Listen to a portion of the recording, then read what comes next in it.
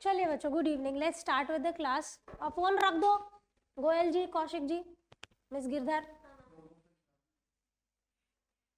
रख दे। हाँ, okay. So financial statements पढ़ रहे थे बच्चों हम। लास्ट लेक्चर में हमने ट्रेडिंग और पीएनएल कवर किया था, करेक्ट?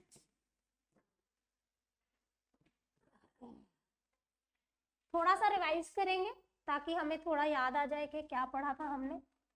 कौन हेल्प करेगा ट्रेडिंग अकाउंट बनाने में? जी बताइए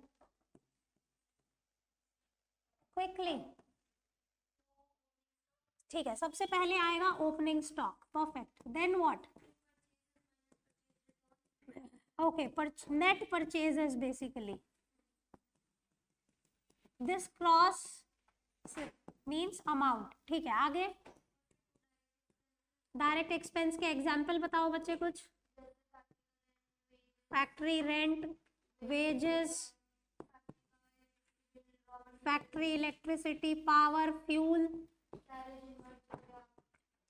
कैरेज इनवर्ड हो गया, कैरेज इनवर्ड्स। ठीक है, नाउ क्रेडिट साइड पे क्या क्या आएगा? Sales minus sales return. ठीक है जी, और क्या आएगा? Black closing stock. ठीक है बच्चे, इसका जो बैलेंसिंग फिगर आता है इस अकाउंट का, उसे क्या कहते हैं हम?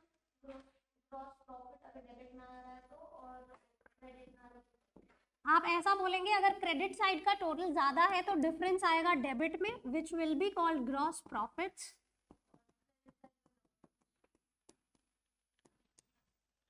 और अगर ये वाला टोटल ज्यादा है तो you will gate gross loss.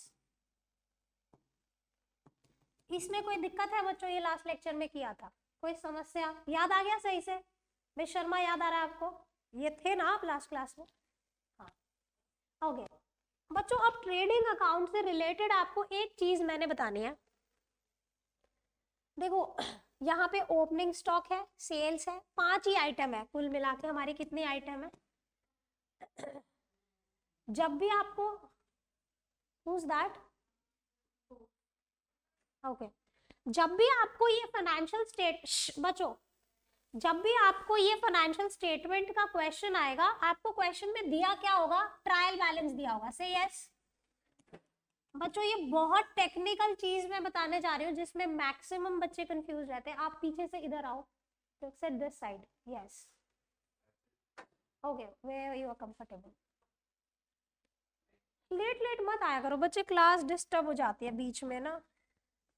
Be on time. Punctuality is the highest virtue you can carry, which you lack. शादी करने जाएगा तो वेट करेगा, बीवी अगर आ गई होगी तो वेट करेगा कि मेरा दोस्त नहीं आया यार, तू वेट कर, मैं बाद में शादी करूंगा। गजब दोस्ती है, कह रहा दोस्त के बिना शादी ही नहीं करूंगा। Wrong concept. Anyways, okay, we'll discuss your शादी later on. Moving back to this, बच्चे आप क्लास डिस्टर्ब कर रहे हो। Quickly settle down, quickly. Okay. So जब भी आपको फाइनेंशियल स्टेटमेंट का क्वेश्चन आएगा, कैसा दिया होगा? आपको एक ट्रायल बैलेंस दिया होगा। इस ट्रायल बैलेंस में सारे लेजर के बैलेंसेस लिखे होंगे और इसका टोटल होगा सेम। से यस, इस ट्रायल बैलेंस को देके वो आपसे कहेंगे prepare trading account, PNL account and balance sheet. Simple. अब बहुत ध्यान से सुनना, मैम जो बताने जा रही है। अगर कंफ्यूजन हो तो 4 बार, 5 बार, 10 बार भी पूछोगे तो आई विल रिवर्ट, लेकिन ध्यान से सुनना। आप ये जो ट्रेडिंग अकाउंट देख रहे हैं, इसको एक दूसरे तरीके से भी बनाया जा सकता है, डिपेंडिंग ऑन द सिचुएशन कि आपको क्या इंफॉर्मेशन आपके ट्रायल बैलेंस में दी गई है। करेक्ट? सिर्फ इस इंफॉर्मेशन को मैं यहाँ पे, यानी ये एक्सट्रैक्ट बना रही हूँ मैं, पूरा ट्रायल बैलेंस नहीं बना रही। ये क्या बना रही हूँ? Extract related to trading account only. पहली possibility, I am talking about the first possibility जो हमने ये बनाया। आपको यहाँ पे ओपनिंग स्टॉक दिया होगा, एक फिगर जो आपने यहाँ लिख दी। से यस, ओपनिंग स्टॉक अगर ट्रायल बैलेंस में होगा, कहाँ लिखोगे? ट्रेडिंग अकाउंट के डेबिट साइड पे। परचेजेस, ये डेबिट और क्रेडिट, फिर परचेज का फिगर दिया होगा इधर डेबिट में, तो हम कहाँ लिखेंगे, ये रहा रिटर्न्स। परचेज रिटर्न डेबिट में होगी या क्रेडिट में, बोल कुछ रही हूँ लिख कुछ रही हूँ, इसका फिगर क्रेडिट में होगा, करेक्ट। देन सेल्स, सेल्स का फिगर भी क्रेडिट में होगा। सेल्स रिटर्न वो डेबिट में दी होगी आपको, करेक्ट। उसके अलावा एक कोई डायरेक्ट एक्सपेंस ले लेते हैं, एक ही, वेजेस यहाँ पे आएगा, ठीक है जी। एक ऑप्शन ये है कि आपको इस तरीके से ट्रायल बैलेंस दिया होगा और आप ये सारी आइटम्स को ऐसे पुट इन कर दीजिएगा, पहला ऑप्शन। बच्चों ये क्लोजिंग स्टॉक मैंने यहाँ पे नहीं लिखा, why? Closing stock is not given in the trial balance. Yes, you are on the right track, this is what I want to explain. आप लोग को कैसे पता है, मैंने पढ़ा रखा है क्या, कब पढ़ाया? अच्छा तेरे को पढ़ाया अलग से, नहीं अलग से ओके ठीक है। चलो देखो, पहला ऑप्शन है कि आपको ट्रायल बैलेंस में ये सारी चीजें दी होंगी, on the basis of this prepare this trading account, लेकिन आपको ये क्लोजिंग स्टॉक ट्रायल बैलेंस में नहीं दिया होगा। I repeat, this closing stock is not given in the trial balance. तो कहाँ दिया होगा मैम, कैसे पता चलेगा? ट्रायल बैलेंस के नीचे लिख के देंगे closing stock valued at rupees so and so, correct.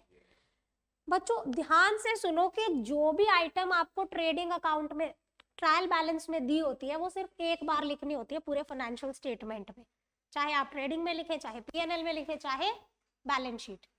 I repeat, whatever is given in this trial balance you will write only once। कितनी बार लिखेंगे? ऐसा क्यों, ऐसा क्यों? ये जो ट्रायल बैलेंस में आइटम्स दे रखी है, हम इसे फाइनेंशियल स्टेटमेंट बनाते वक्त सिर्फ एक ही बार लिखेंगे, या तो ट्रेडिंग में जाएगा या पीएनएल में जाएगा या बैलेंस शीट में, वो आपको डिसाइड करना है कि कहाँ लिखना है। सौम्या क्यों एक ही बार लिखेंगे, why not double entry system? क्योंकि लेजर ऑलरेडी बन चुका है। ये ट्रायल बैलेंस का प्रोसेस बताओगे, टीबी बनता कैसे है? लेजर से बना है, यानी आपने पहले जर्नल बनाया, फिर आपने लेजर बनाया, फिर आपने ट्रायल बैलेंस बनाया, से यस। यानी डबल एंट्री सिस्टम तो ऑलरेडी फॉलो हो चुका है ना? आपने लेजर में हर एंट्री 2 बार पोस्ट की होगी, डेबिट क्रेडिट। यानी ये जो ट्रायल बैलेंस में चीजें हैं ये एक समरी है ऑलरेडी हुई अकाउंटिंग की। हाँ बोलो ना, आपने जर्नल बनाया, लेजर बनाया, उसका टीबी बनाया, यानी ये सारी चीजें आपके जो ट्रायल बैलेंस में गिवन होती है that are already entered in the books of accounts following the double entry system, say yes. Closing stock अभी तक हमारा बुक्स में एंटर नहीं हुआ है, क्यों नहीं एंटर हुआ? क्लोजिंग स्टॉक होता क्या है और वो क्यों एंटर नहीं हुआ बुक्स में?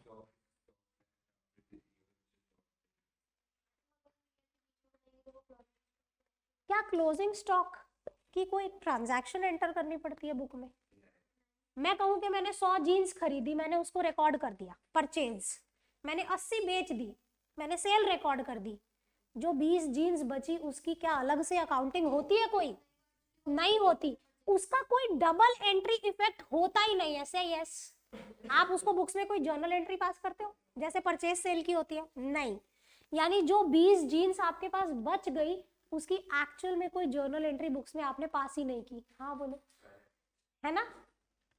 तो ये क्लोजिंग स्टॉक आपको ट्रायल बैलेंस के बाहर क्यों दिया है? Because you have not entered yet in the books, and if you have not entered yet you have to write twice now, otherwise your balance sheet won't match. सही बोला ना? अगर आप ट्रायल बैलेंस की चीजों को देखो तो ये टोटल ऑलरेडी सेम है, तो अगर आप एक एक बार लिखोगे तो बैलेंस शीट मैच हो जाएगी। ये ट्रायल बैलेंस का पार्ट नहीं है, आपको 2 बार लिखना पड़ेगा। एक बार तो मैंने ये लिख दिया, दूसरी बार कहाँ लिखोगे? गोयल जी कहाँ लिखोगे? एक इफेक्ट तो क्लोजिंग स्टॉक की यहाँ आ गई, दूसरी इफेक्ट कहाँ जाएगी? ट्रेडिंग पीएनएल बैलेंस शीट में से। पहली इफेक्ट मैंने ट्रेडिंग के क्रेडिट में दी, दूसरी इम्पैक्ट कहाँ लिखेगा? एसेट साइड, करंट एसेट है, बैलेंस शीट। समझ में आ रहा है? मेरा सिंपल सा कहना है कि जो फिगर ट्रायल बैलेंस में दे रखी है उसकी अकाउंटिंग हो चुकी है और वो उसकी समरी है। लेकिन कोई भी फिगर अगर आप ट्रायल बैलेंस के अलावा फाइनेंशियल स्टेटमेंट में लिखोगे तो 2 बार लिखनी ही पड़ेगी, कोई सोल्यूशन नहीं, अदरवाइज आपकी बैलेंस शीट मैच ही नहीं होगी। से यस, देखो यहाँ पे आप जब ट्रायल बैलेंस से फिगर्स को उठाते हो, इसका टोटल ऑलरेडी सेम है बच्चे, टीबी का टोटल सेम है ना, debit credit. So if you write this once in the trading PNL balance sheet, your balance sheet is going to match because ये टोटल ऑलरेडी सेम है। In figures के अलावा अगर एक शब्द भी आपने लिखा कहीं पे, उसको 2 बार लिखना पड़ेगा। से यस, ये क्लोजिंग स्टॉक मेरे ट्रायल बैलेंस के बाहर गिवन है, तो मैंने क्या किया, एक बार तो ट्रेडिंग में लिखा और दूसरी बार कहाँ लिखा, बैलेंस शीट के एसेट साइड में, तो हो गया डबल एंट्री। एक ऑप्शन ये है ट्रेडिंग अकाउंट बनाने का। दूसरा देखिए, दूसरा होता है आपको ट्रायल बैलेंस कुछ इस तरीके से बना के दिया होगा, ठीक है, वो आपको यहाँ पे वर्ड देंगे adjusted purchases, then they will give closing stock, ये ट्रायल बैलेंस है।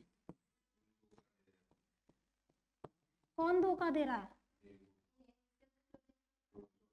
सेल्स होगी, डायरेक्ट एक्सपेंसेस होंगे। बच्चों मुझे बताओ इस ट्रायल बैलेंस में और इस ट्रायल बैलेंस में क्या अंतर है।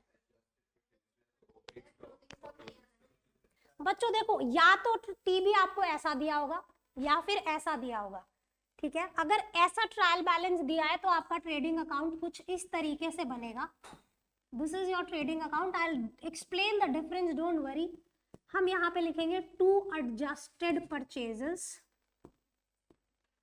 and we'll write to direct expense by sales, and यहाँ पे अगर लॉस आ रहा है तो ग्रॉस लॉस, अगर प्रॉफिट आ रहा है तो टू जीपी, दैट्स इट। अब आप बोलोगे मैम यहाँ से ओपनिंग स्टॉक भी नहीं है, क्लोजिंग स्टॉक भी नहीं है, कहाँ चला गया। आपके ट्रेडिंग अकाउंट में देखो ना ही ओपनिंग स्टॉक है ना ही क्लोजिंग स्टॉक है। वाई, एडजस्टेड परचेज में प्लस माइनस हो गया। गुड, चलिए ध्यान से समझे बच्चों, एडजस्टेड परचेज का मतलब क्या होता है पहले ये समझो। I'll change the pen for better clarity. I'll take this.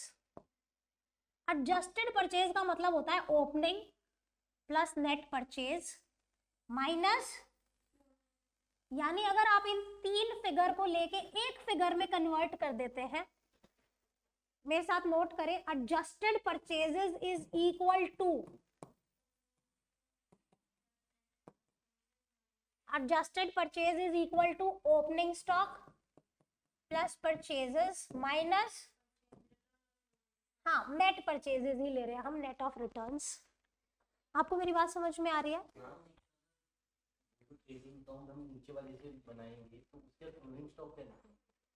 आ रहे हैं उस मुद्दे पे। अगर देखिए, अगर आपको कोई चीज ट्रायल बैलेंस में दे रखी है जैन साहब, मतलब उसकी बुक्स में अकाउंटिंग हो गई है। से यस, है ना। तो जब ट्रायल बैलेंस में कोई चीज दी होती है तो फिर तो हमें एक ही बार लिखनी पड़ती है। अब यहाँ पे ये 4 चीजें दे रखी है। एडजस्टेड परचेज मैंने ट्रेडिंग में लिख दिया, क्लोजिंग स्टॉक अभी तक मैंने नहीं लिखा है, मैं बताऊंगी, सेल्स मैंने लिख दिया, डायरेक्ट एक्सपेंस लिख देंगे।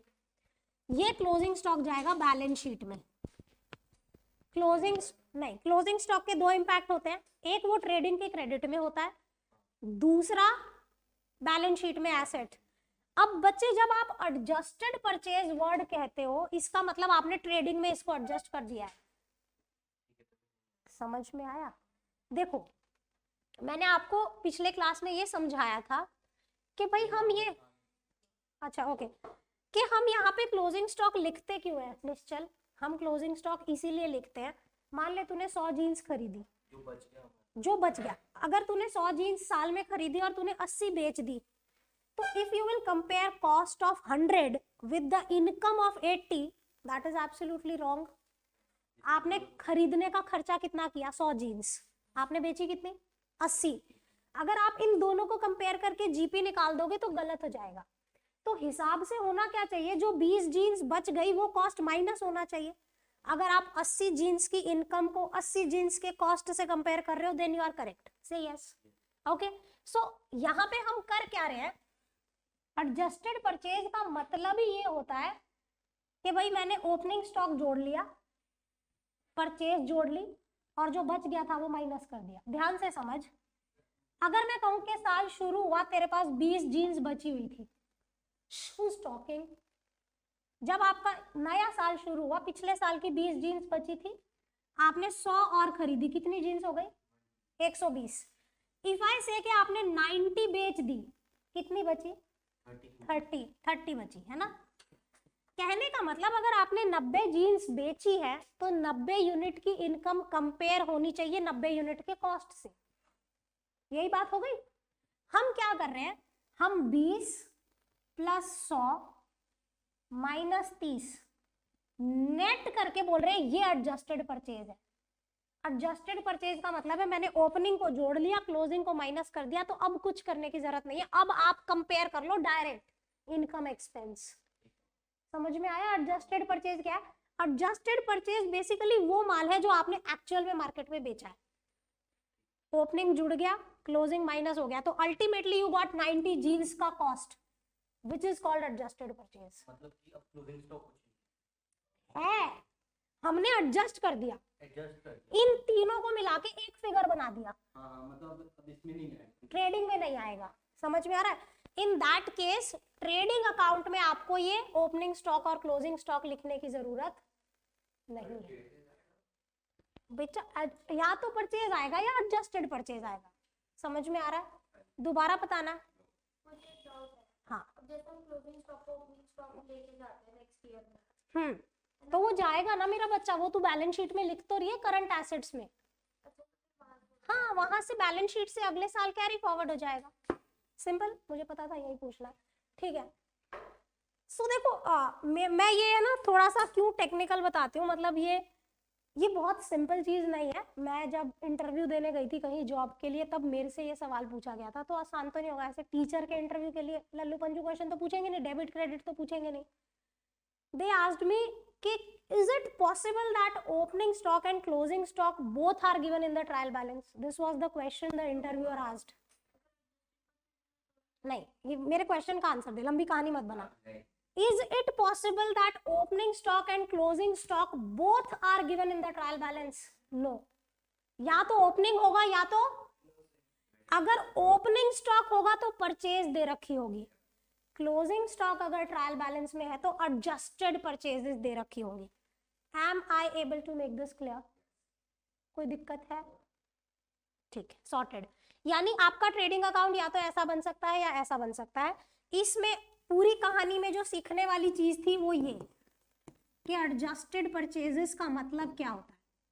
That is opening stock plus net of purchases minus anybody has written something in the chat? Ma'am अच्छा, ओके फाइन। क्या आपको मेरी बात समझ में आ रही है बच्चों? तो अगर ऐसा ट्रायल बैलेंस दिया है तो ये ट्रेडिंग बनेगा, अगर वो वाला दिया है ओपनिंग स्टॉक दिया है तो क्लोजिंग स्टॉक हमेशा उसके बाहर होगा। सिंपल है, कोई दिक्कत है? ओके, एक और क्वेश्चन पूछना है मेरे को आउट ऑफ क्यूरियोसिटी कि आप लोग अवेयर हो या नहीं। हाँ,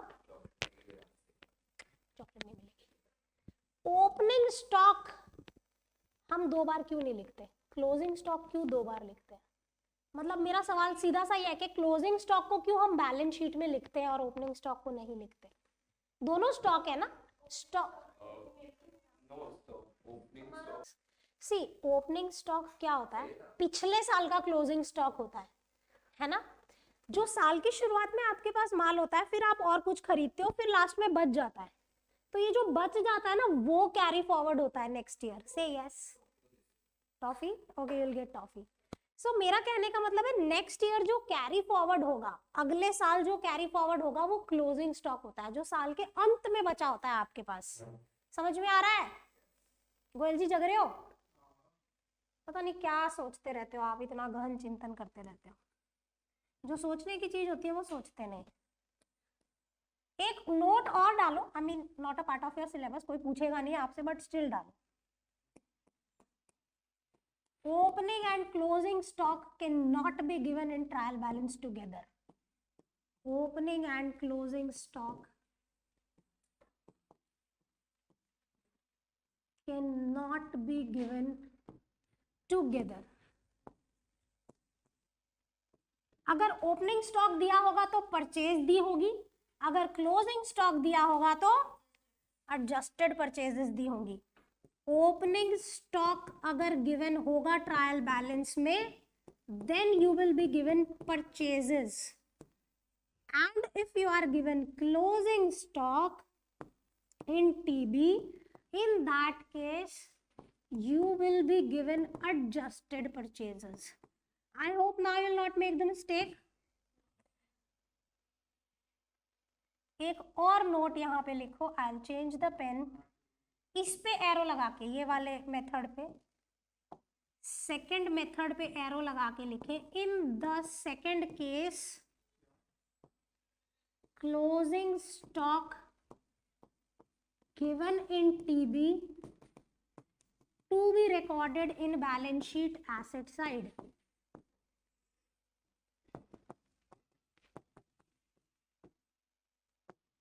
Write this note.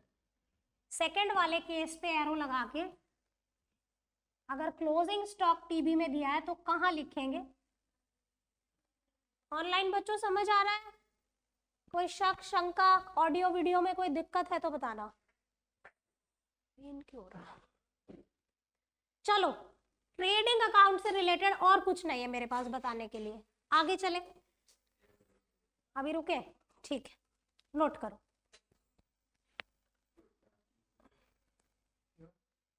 We'll discuss this later. Pay attention. अब हम PNL से जुड़ी हुई एक और टॉपिक, मतलब PNL बेसिक तो मैंने लास्ट लेक्चर में बताया था, उससे जुड़ा हुआ एक इम्पॉर्टेंट पॉइंट आज हम सीखेंगे। जैसे आज हमने एडजस्टेड परचेजेस को भी सीखा, most probably will be able to finish theory today itself. Next lecture will be solving 2 questions of this financial statements without adjustments. उसके बाद के 2 क्लासेस मुझे लगेंगे एडजस्टमेंट समझाने में, ठीक है, जिसे कोई मिस नहीं करेगा। अगर मिस किया तो मेरे पास कोई उपाय नहीं। पिंक में, in the second case closing stock given in trial balance would be recorded in balance sheet asset side. Thakran ji समझ में आ रहा है आपको? आप क्यों उदास रहते हो? आप ऐसे ही रहते हो? ओके, मुस्कुराओ यार, पैसे थोड़ी लगते हैं, बात करने के भी नहीं लगते, मुस्कुराने के भी नहीं लगते। चलिए, गाना गाओ, नाचो गाओ। हाँ, चले आगे चले, पीएनएल पे चले। पीएनएल कैसे बनता है, कौन हेल्प करेगा? ऑनलाइन बच्चों स्टिल नोटिंग, किसी ने कुछ चैट विंडो में लंबा सा मैसेज लिखा, let me read. Ma'am, why is it so that both opening and closing stock won't appear together? बच्चे, it is so because either अगर ओपनिंग स्टॉक होगा तो वो आपको परचेजेस देंगे साथ में, अगर क्लोजिंग स्टॉक होगा तो एडजस्टेड परचेज। एडजस्टेड परचेज का मतलब ही होता है कि ओपनिंग और क्लोजिंग दोनों आपने ट्रेडिंग अकाउंट के एडजस्ट कर दिया अंशिका। तो एडजस्टेड परचेजेस का मतलब है कि तुमने ओपनिंग क्लोजिंग प्लस कर दिया है। समझ में आ रहा है क्या कह रही है? अच्छा, लिखने दो, लिखना बचा है। हाँ ठीक है, लिखो।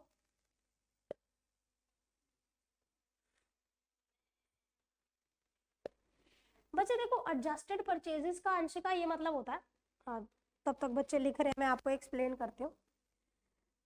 देखो, अगर हम सेल्स का फिगर डायरेक्टली परचेज के फिगर से कंपेयर करते हैं बच्चे, तो that is wrong. Reason being, हमने उतना सामान बेचा ही नहीं है जितना खरीदा था। So when we are talking about purchase, we are taking the total purchases that we made during the year, correct? But when we are saying adjusted purchase, that means you have already deducted closing stock from this, and these units are only that you have sold it in the market. You getting my point? Adjusted purchase का मतलब है आपने उन units को convert कर लिया, जितनी बेची है उतने का ही cost है वो। Opening plus हो गया और closing minus हो गया। क्या लिख रही है? लिख लिया मैम। ओके फाइन, ठीक है। आई होप अभी सब सॉर्टेड है। और कुछ पूछना है किसी ने? तुम लोग क्या बतियाते रहते हो?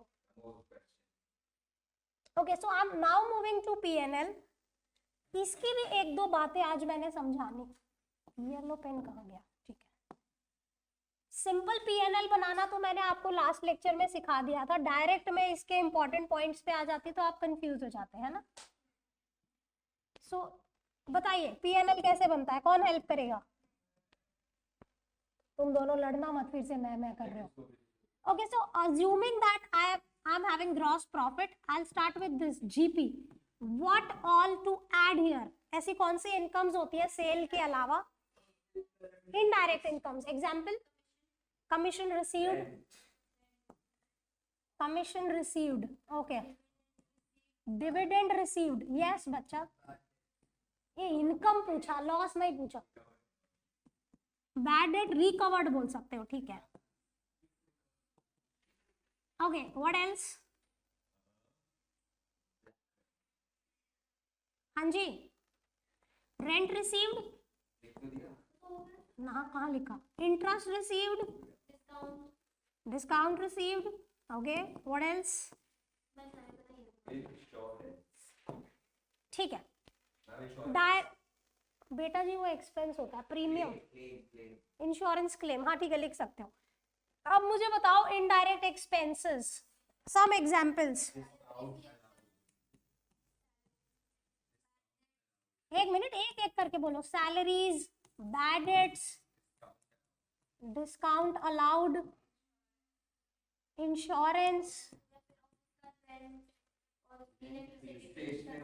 रेंट, स्टेशनरी, स्टाफ वेलफेयर, हाँ ठीक है, स्टाफ का खान पान, और telephone,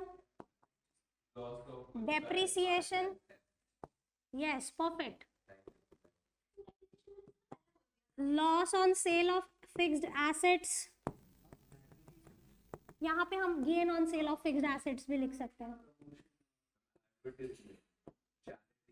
interest on loans, say yes बेटा, बस इतना ही लेते हैं अभी, मेरे को कुछ कॉन्सेप्ट समझाना है, मैं इतने से समझा पाऊंगी, ज्यादा लिखने में ना कोई दिक्कत। चलिए, ये हो गया पीएनएल। इसमें हमारा जो फाइनल आंसर आएगा वो क्या कहलाएगा? Net profit. इतना सीखा था लास्ट लेक्चर में, है ना? हाँ बोलो ना, जोर से हाँ बोलो। yes, बस।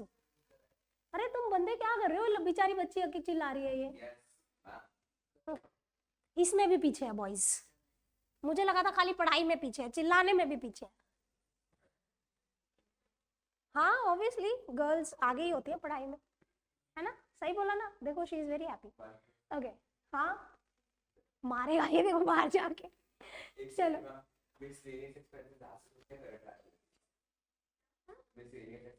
एक्सपेंसेस होते हैं। आपको यही तो कर रहा हूं मैं। मेरी क्लास में 3 लक्ष्य आए, मैंने 0 से 1 लक्ष्य पूछा, तीनों ने कर डाला। Very good. ओके, सो इनफ। हमारा जो पीएनएल का आंसर आता है बच्चों, वो कहलाता है नेट प्रॉफिट। आप देखिए, ये नेट प्रॉफिट कैलकुलेट करने में मैंने सारे खर्चे माइनस कर दिए, जितने भी एक्स वाई जेड एक्सपेंसेस थे, each and everything is deducted. आप मुझे इस पीएनएल को देख के बताओ, क्या कोई ऐसे एक्सपेंसेस या इनकम्स आपको दिख रहे हैं जो कोर बिजनेस एक्टिविटी से जुड़े हुए नहीं है? For this I will further explain कि हमारे बिजनेस में 3 तरीके की एक्टिविटीज होती है। एक होती है ऑपरेटिंग नेचर एक्टिविटी, ट्रांजैक्शंस जो भी होते हैं वो ऑपरेटिंग हो सकते हैं, इन्वेस्टिंग नेचर के हो सकते हैं, या तो फाइनेंसिंग नेचर के हो सकते हैं। Now what is this 3? Operating is related to the core business activity जो आप कर रहे हैं। फॉर एग्जाम्पल, अगर मैं कहूँ कि आदित्य की कपड़े की दुकान है, ठीक है, मेरे को कपड़े से ज्यादा प्यार है तो मैं वही एग्जाम्पल लेती हूँ।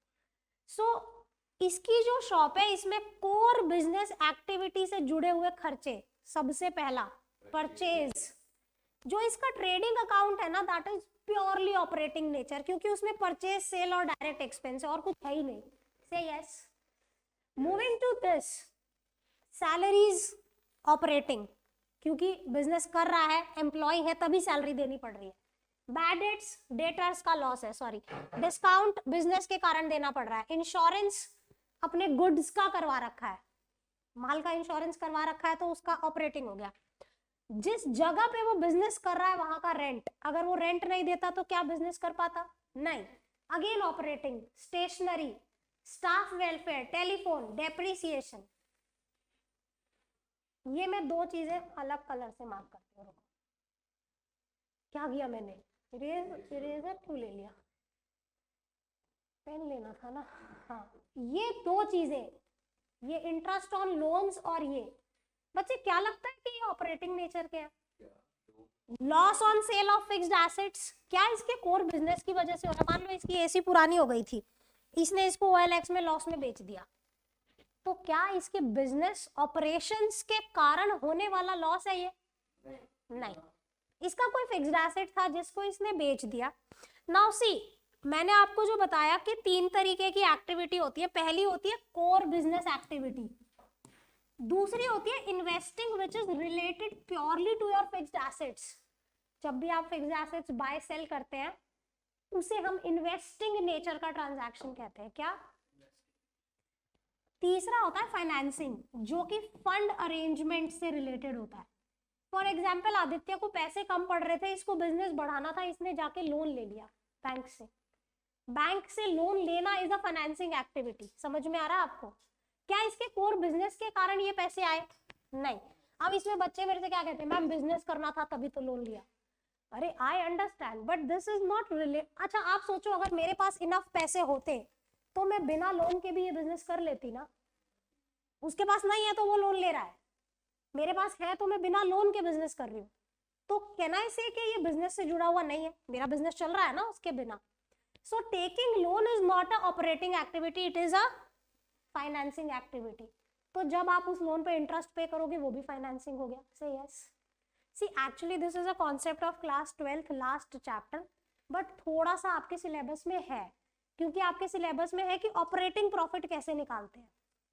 करेक्ट? जिसके स्कूल में ये चैप्टर हो गया है उसे पता होगा कि ऑपरेटिंग प्रॉफिट नाम का एक कॉन्सेप्ट है आपके सिलेबस में। करेक्ट है ना? कोर बिजनेस एक्टिविटीज, और ये फिक्स्ड एसेट से रिलेटेड है, ये फंड अरेंजमेंट से। तो बच्चे अगर आप इन दोनों ये वाले ट्रांजैक्शंस को देखें, loss on sale of fixed asset, क्या ये ऑपरेटिंग है? ये इन्वेस्टिंग नेचर का ट्रांजैक्शन है। से यस, है ना? और interest on loans, financing, financing हो गया। लेकिन मैंने ये दोनों ही प्रॉफिट में से माइनस कर दिए हैं। से यस, नेट प्रॉफिट का मतलब होता है फाइनल प्रॉफिट, सारे खर्चे माइनस कर दो। लेकिन अभी हम सीख रहे हैं कि ऑपरेटिंग प्रॉफिट क्या होता है और वो कैसे निकलता है। हाँ बोलो। करेक्ट? ठीक है। सो ये दो नॉन ऑपरेटिंग नेचर के हैं। अब क्रेडिट साइड पे आ जाओ। ये जितना लिखा है ना सारा ही नॉन ऑपरेटिंग है सिवाय इस कमीशन के। डिविडेंड आपको क्यों मिलता है? आपके पास फालतू पैसे पड़े थे, आपने किसी कंपनी में पैसा लगा दिया, डिविडेंड इन्वेस्ट कर दिया। से यस, क्या कोर बिजनेस एक्टिविटी से जुड़ा है ये पैसा? This is investing nature. Bad debts recovered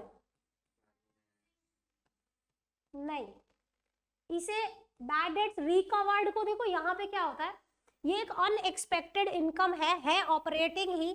क्यों? क्योंकि इसके बिजनेस पे पहले लॉस हुआ था जिसको इसने as a bad debts write off किया था, now that is recovered. Rent received, rent क्यों मिलता है किसी को?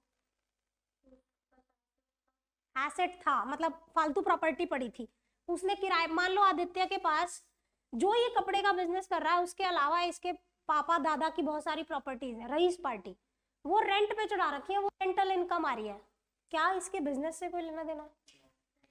अगेन नॉन ऑपरेटिंग, इन्वेस्टिंग है। इंटरेस्ट रिसीव्ड, इसने किसी को लोन दे रखा है, बहुत मालदार है, इसने जन साहब को लोन दे दिया, इसको जरूरत थी, ले भाई ले जा, इससे इंटरेस्ट आ रहा है, अगेन इन्वेस्टिंग, ये ऑपरेटिंग है, इसको छोड़ देते हैं। Gain on sale of fixed assets, investing हो गया, फिक्स्ड एसेट इन्वेस्टिंग है तो ये भी इन्वेस्टिंग है। बच्चों अब मेरा कहना ये है कि जब आप नेट प्रॉफिट कैलकुलेट करते हैं तो आप ये नहीं देखते कि ये मेरा एक्सपेंस इनकम ऑपरेटिंग है, फाइनेंसिंग है, इन्वेस्टिंग है, यू सिंपली डिडक्ट, है ना? मैंने यहाँ सारा माइनस कर दिया मेरा फाइनल प्रॉफिट निकालने के लिए, मैंने दिमाग नहीं लगाया, वैसे ही सारी इनकम प्लस कर दी। लेकिन अगर मैं यहाँ पे कह दूं कि बताओ ऑपरेटिंग प्रॉफिट क्या है, इस पीएनएल को देख के बताओ कि ऑपरेटिंग प्रॉफिट क्या है, तो आपको कैसे निकालना पड़ेगा? आपके पास ये सारी इंफॉर्मेशन है।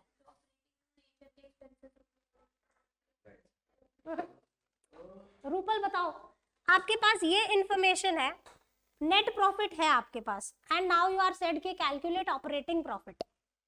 Net profit minus indirect. देखिए सीधा सा फंडा है बच्चे, आपने ये फाइनल प्रॉफिट निकालने के लिए सब कुछ माइनस कर दिया बिना ये सोचे कि ये किस नेचर का है, करेक्ट। लेकिन अगर आपसे कह दिया जाए कि बच्चों सिर्फ ऑपरेटिंग प्रॉफिट बताओ बिजनेस का, तो नॉन ऑपरेटिंग चीजें हटा दीजिए, एज सिंपल एज दैट, है ना। Non operating expenses plus non operating. उल्टा बोला। क्या? चलिए, आपके पास नेट प्रॉफिट का फिगर है बच्चों, ये वाला फिगर आपके पास है। ये फिगर कैलकुलेट करने के लिए आपने ये दोनों चीजें माइनस की थी, से यस, माइनस की थी, तो अब क्या कर दो, प्लस। और ये नॉन ऑपरेटिंग चीजें आपने प्लस कर रखी हैं, तो आप क्या कर दो, you reached operating profit. Net profit plus non operating expenses minus non operating incomes, perfect, now you got my point. Not make sense to you?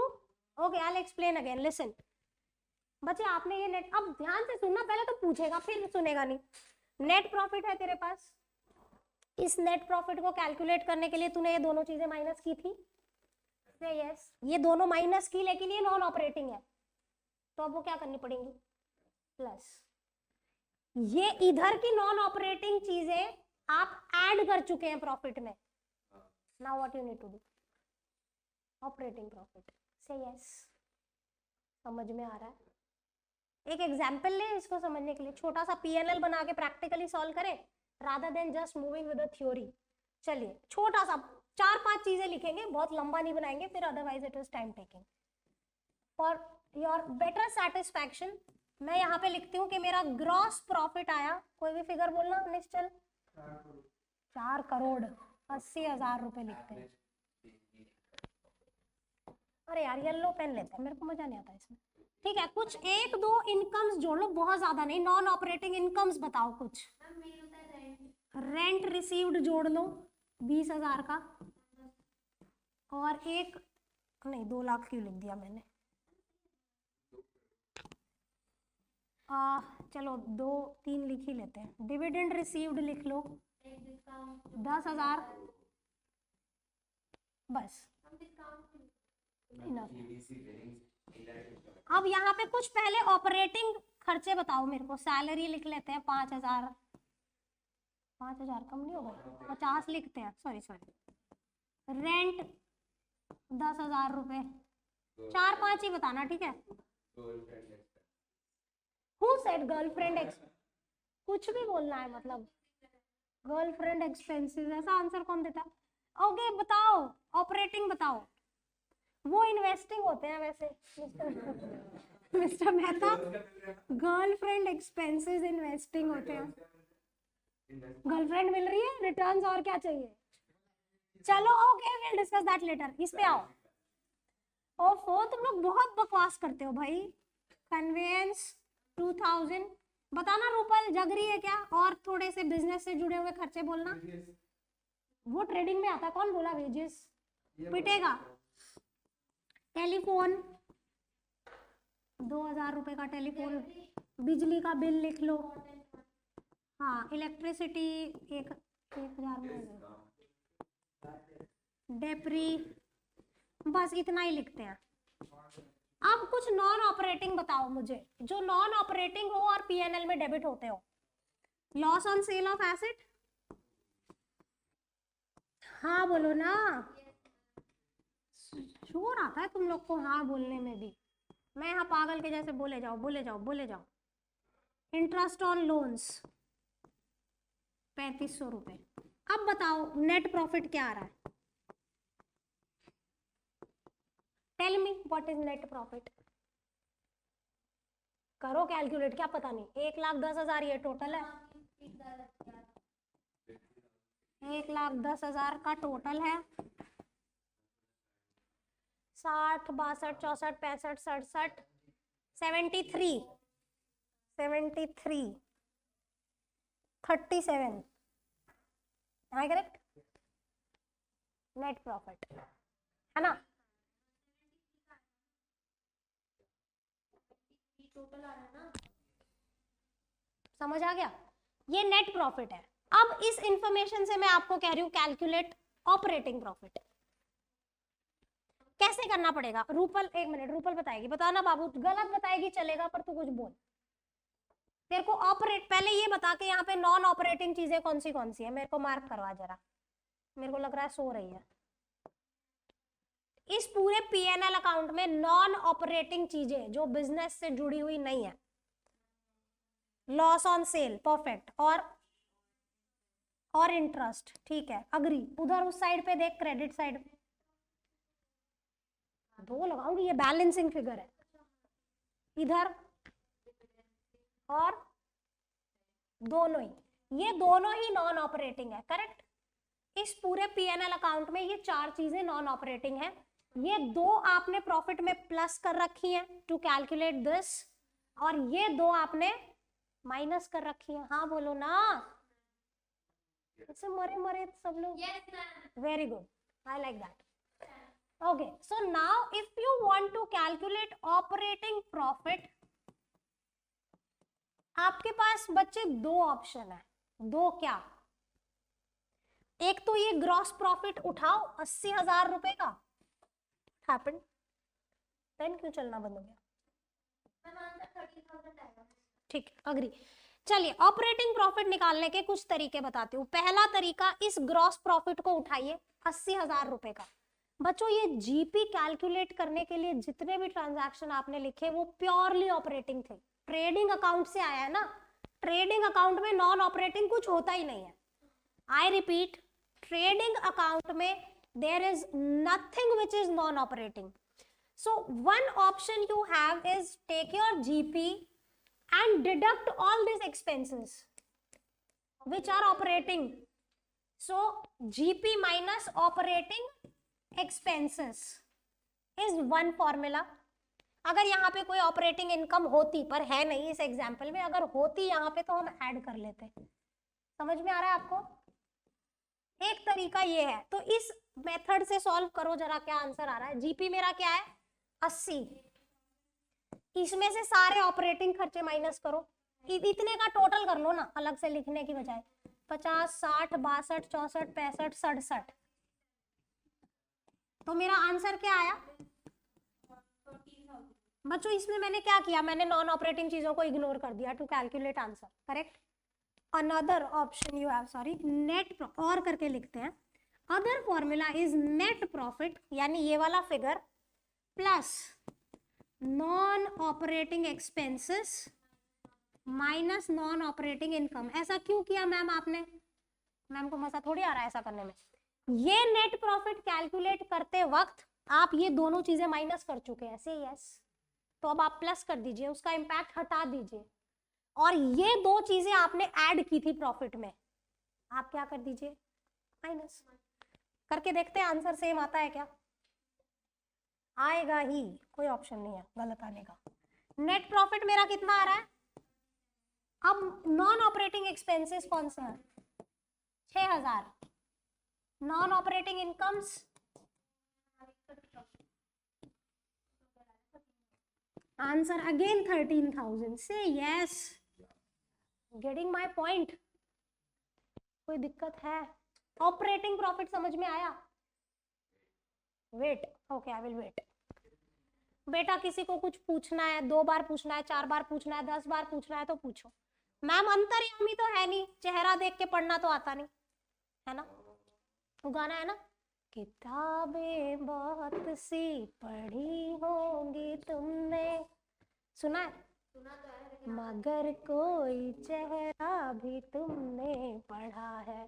Teacher को पढ़ना पड़ता है वैसे चेहरा, है ना। आपकी मम्मी टीचर है नहीं। तो झूठ बोलते हैं तो पकड़ लेते हैं ना पेरेंट्स। बड़ा अच्छा चेहरा पढ़ते हैं पेरेंट्स। मम्मी ऐसे अगर आप मुझसे 10 मिनट बात करोगे ना तो 5 मिनट मेरे पास वो बताएंगी तेरी 10 बात में से 6 झूठ थी। पूरी लिस्ट दे दी। यस, कह रहा हाँ। इंसान वैसा है, ये तो तेरी मम्मी मेरे से 2 घंटे बात करके गई, मेरे लिए क्या बोली? वो तो मैंने बताया। नहीं बताया, पूछ के आना। चलिए, मैम अच्छा गाती ना रूपल से? यस। Information. अगर मैं टीचर नहीं होती तो मैं सिंगर होती शायद, I don't know. Miss Bhardwaj, get up. जो सोवत है सो खोवत है, सुना ऐसा? उठ जाग मुसाफिर भोर भई। चलो, इतना समझ आ गया हो तो मैं बैलेंस शीट, सॉरी बच्चे लगी तो नहीं, बैलेंस शीट पे चले। ट्रेडिंग नहीं नहीं, अभी क्या टाइम हो गया, अभी क्या कर, बस मेरे को सुन ही नहीं रहा। 7 बजे तक होती है ना क्लास, कभी कभी तो मेरी भी सुना करो। नहीं अभी नहीं, जिसको उठ के जाना है मोरा रास्ता। Dare to do that, come on dare. Ma'am paper Okay, I'll take 5 more minutes. Not much, okay? Fine. पक्का 5 more minutes बच्चों, मैं वादे की पक्की हूँ, वादा ना तोड़। Anyways, बच्चों मेरे को आज थ्योरी खत्म करना है please, so that I can begin with the practical in the next lecture. और आपको पता है मैं बिना थ्योरी के प्रैक्टिकल स्टार्ट नहीं करूंगी मैं। Okay, what I was saying, balance sheet. बच्चों ट्रेडिंग पीएनएल से रिलेटेड मैंने हर चीज आपको बता दी है, now nothing left. Balance sheet पे आते हैं, this is also called accounting equation, और कुछ अलग है नहीं। इधर हमारे एसेट्स होते हैं, इधर हमारी कैपिटल, और इसका टोटल हमेशा सेम होता है, कोई डाउट नहीं है कि इसका टोटल सेम होगा।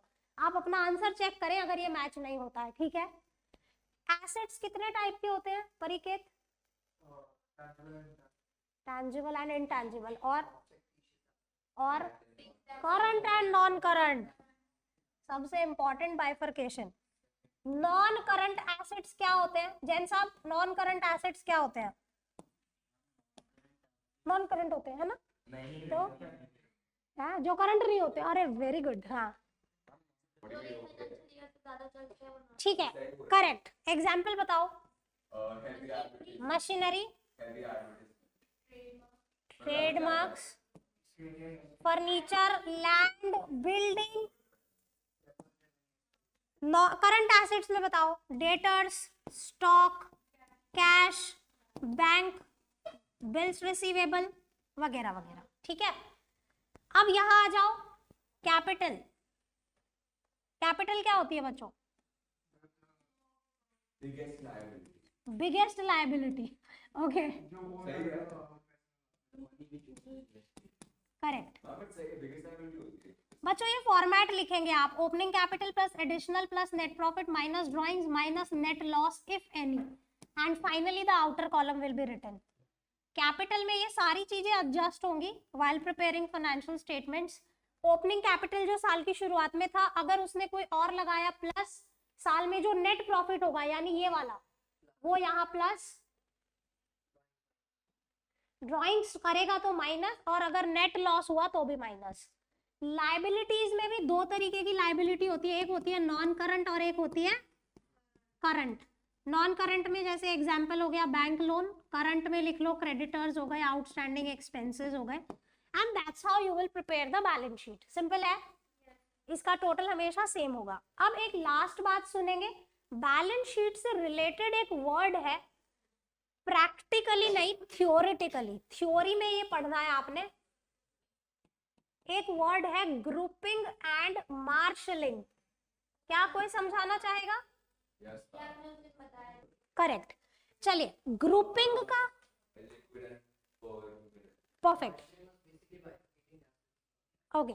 सो ग्रुपिंग का मतलब होता है एक जैसी चीजों को इकट्ठा करना, है ना। आप देखो मैंने बैलेंस शीट जब बनाई, सारे नॉन करंट इकट्ठे लिखे, सारे करंट इकट्ठे लिखे, यहाँ पे कैपिटल सारा एक साथ लिखा, नॉन करंट लिखा, करंट लिखा, इसे क्या कहते हैं? ग्रुपिंग। ये मैम ने क्या किया? So when one type of asset and liabilities are clubbed together, it is called grouping, correct? Now what is marshalling? Marshalling means order, है ना। आप अगर मेरी बैलेंस शीट को चेक करें, मैंने परमानेंट चीजें पहले लिखी हैं, यानी लंबे टाइम तक बिजनेस में रहने वाली चीजें पहले लिखी हैं। ध्यान देंगे बच्चे इधर, नॉन करंट एसेट्स लंबे टाइम तक रहते हैं, करंट एसेट्स थोड़े कम रहते हैं। वैसे ही अगर लायबिलिटी साइड पे देखें तो सबसे परमानेंट चीज जो बिजनेस में होती है वो कैपिटल ही होती है ना। आज कोई बिजनेस शुरू करता है तो वो कैपिटल लगाता है, वो हमेशा उसी में लगा रहता है, से यस, अनलेस एंड अनटिल वो विड्रॉ कर रहा है। तो यहाँ पे भी देखें मैंने परमानेंट चीजें पहले लिखी हैं, फिर वो रिड्यूस होता जाता है परमानेंस उसका। तो इस ऑर्डर को कहते हैं ऑर्डर ऑफ परमानेंस। क्या कहते हैं? क्योंकि मैंने परमानेंट चीजें पहले लिखी हैं। अगर मैं इस बैलेंस शीट को उल्टा बनाती, मतलब ऊपर करंट एसेट नीचे नॉन करंट, यहाँ करंट लायबिलिटी फिर नॉन करंट फिर कैपिटल, तो वो क्या हो जाता? Order of liquidity. यानी आप दो तरीके से बैलेंस शीट बना सकते हैं, या तो ऑर्डर ऑफ परमानेंस पे बना सकते हैं या फिर आप ऑर्डर ऑफ लिक्विडिटी पे बना सकते हैं। कहने का मतलब आपको बैलेंस शीट बनाते वक्त ग्रुपिंग भी करनी होती है और मार्शलिंग भी करनी होती है। बट अगर आप एग्जाम में नहीं कर पाए, आपने जैसे मर्ज कर दिया, पहले मशीन लिख दिया, डेटर लिख दिया, फिर स्टॉक लिख दिया, फिर फर्नीचर, फिर लैंड, तो भी नंबर कोई नहीं काटेगा, because you guys are not expected to do practically this grouping and marshalling. If at all you are able to do, that is very good. ठीक है, अगर मेरे स्टूडेंट हो तो करके आना, राइट। नॉन करंट एसेट्स को इकट्ठा लिखना, जब भी आपके आगे डेटर्स आ जाए तो ऊपर की 5-10 लाइन छोड़ के नीचे लिखना, अपने आप ग्रुपिंग हो जाएगी। करेक्ट, नॉन करंट ऊपर लिखना, करंट नीचे। तो देखो एकदम से नहीं आएगा, 4-5 क्वेश्चन कर लोगे तो आपको समझ में आएगा कि हाँ मैम ऐसे कर रही है कि करंट आ रहा है तो नीचे लिख रही है, परमानेंट चीज आ रही है तो ऊपर लिख रही है। समझ आ गया बैलेंस शीट से रिलेटेड थ्योरी क्या है, ग्रुपिंग का मतलब क्या है और मार्शलिंग। अब ग्रेवाल खोल के ये मत बोलना मैम ये तो बताया नहीं, what is grouping what is marshalling, बताया है। Correct, so that's all for the theory part of this chapter. Next class onwards will be starting with a practical. 1 या 2 क्लास हम लगाएंगे, उसके बाद हम एडजस्टमेंट पे चलेंगे। उसमें एडजस्टमेंट में 14 से 15 एडजस्टमेंट्स आपने सीखनी है। जैसे अभी हमने एक क्लोजिंग स्टॉक की देखी थी कि ट्रायल बैलेंस के बाहर एक क्लोजिंग स्टॉक की एडजस्टमेंट थी, वैसी 14-15 टाइप की और एडजस्टमेंट्स होती हैं। Will learn that, okay. मेरे रहते फिक्र करने की कोई जरूरत नहीं। आउटस्टैंडिंग एक्सपेंसेस, ठीक है जी। So that's all for the day, take care, bye bye, thank you for joining, I hope you enjoyed, thank you.